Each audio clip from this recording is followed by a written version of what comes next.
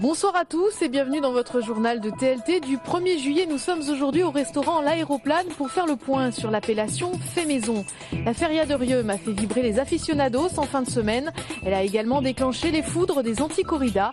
Et puis direction le stade Ernest Vallon, les Rouges et Noirs ont repris l'entraînement ce matin sous le soleil. Dans la restauration, la cuisine est un art qui ne s'invente pas. Et pour la protéger, les députés PS et UMP ont voté fin juin 2 concerts. Le principe d'une appellation fait maison obligatoire dans le cadre d'un projet de loi sur la consommation. On attendait plus que ça. Je crois que c'est un premier pas, mais c'est pas suffisant. C'est-à-dire qu'aujourd'hui, le fait maison n'est pas défini, donc engendre encore beaucoup d'interrogations de la part de la profession. Nous, ce qu'on voudrait, c'est que ça parte d'un produit brut et que ce soit transformé en cuisine avec des ouvriers qualifiés dans ce sens. Voilà.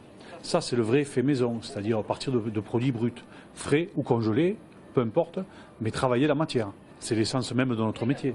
C'est ce que nous avons appris dans les écoles. Une utilisation frauduleuse de cette mention serait passible de sanctions pénales.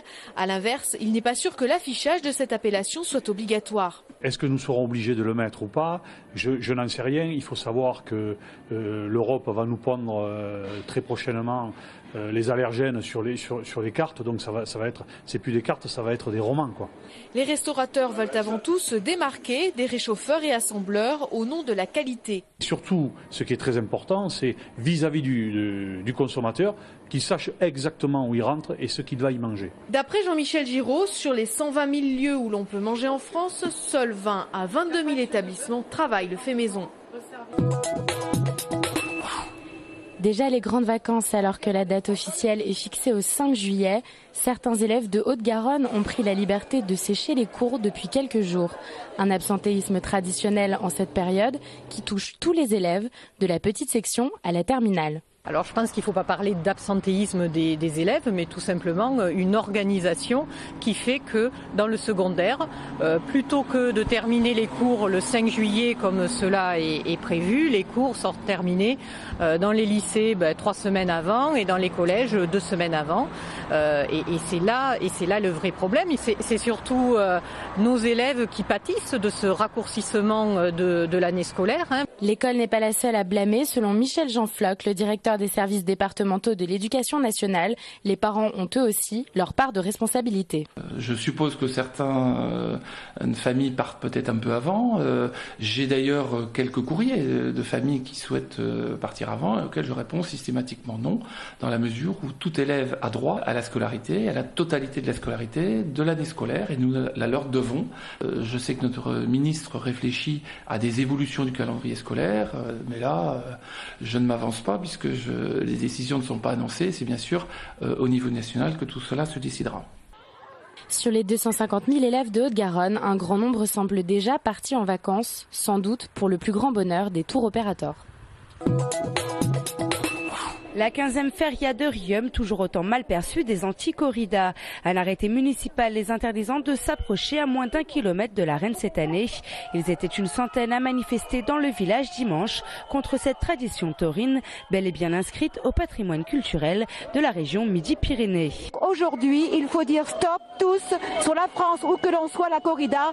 Riom est peut-être une terre taurine reconnue par les juges, mais dans le cœur des Riomois, ce n'est pas dans la tradition. On ne veut plus de corrida dans le sud de la France, on en a honte, c'est le premier message. Le deuxième message, c'est que nous demandons au pouvoir public d'arrêter de subventionner ces spectacles qui font l'apologie de la cruauté et de la violence. Et le troisième, c'est que nous souhaitons qu'une loi protégeant les enfants voit le jour. La feria, oui, la corrida, non. Côté arène, l'ambiance était festive, surtout le dimanche. Bodegas, grillades, sevillanes, bandas et musique, le tout bien sûr arrosé de la cuvée de la feria. Une belle feria à Riom.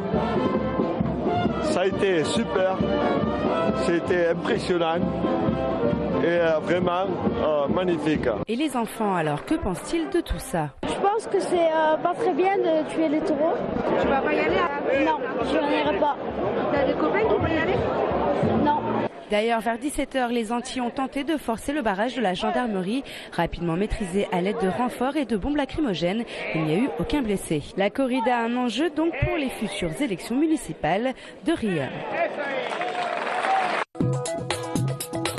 Ce dimanche 30 juin, c'est 2000 personnes qui se sont réunies à l'hippodrome de Toulouse pour le premier rendez-vous officiel des Calivores. Un pique-nique géant et gratuit organisé par l'IRCALIM, l'Institut régional de la qualité agroalimentaire de Midi-Pyrénées. Objectif, faire découvrir aux consommateurs le meilleur des produits de la région.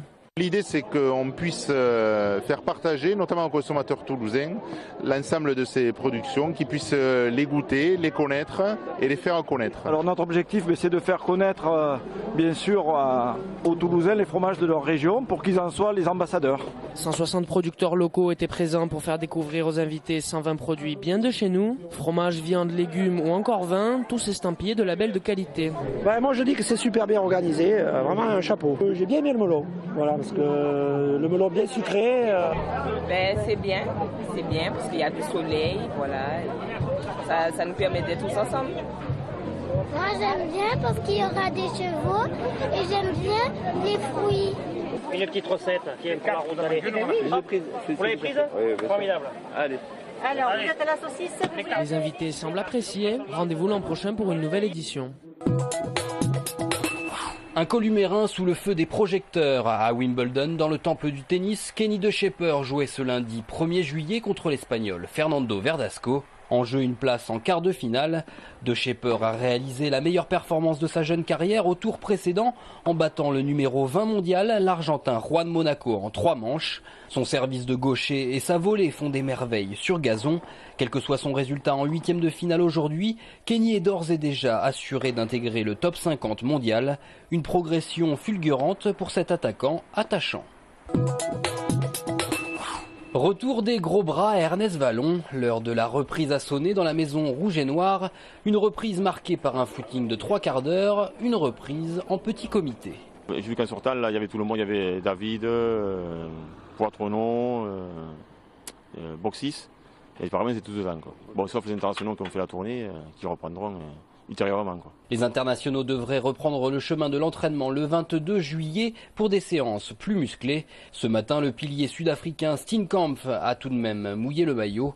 William Servat a lui prodigué ses conseils en touche, tandis que l'ouvreur Jean-Pascal Barak a affûté son jeu au pied. On est encore loin du premier match de top 14, mais le sérieux est déjà de mise. Énormément de travail physique, au moins pendant 3 semaines. C'est une reprise cool, on voit qu'il y a beaucoup d'absents, les joueurs arrivent sont quand même donné l'impression d'être très heureux de se revoir effectivement. Premier match amical programmé dans un mois tout juste, le jeudi 1er août contre La Rochelle. Le Festival international de tango argentin de Toulouse jusqu'au 7 juillet. Professionnels et amateurs, amour et chaleur. Ce 1er juillet, une démonstration et une initiation à la danse étaient offertes aux Toulousains.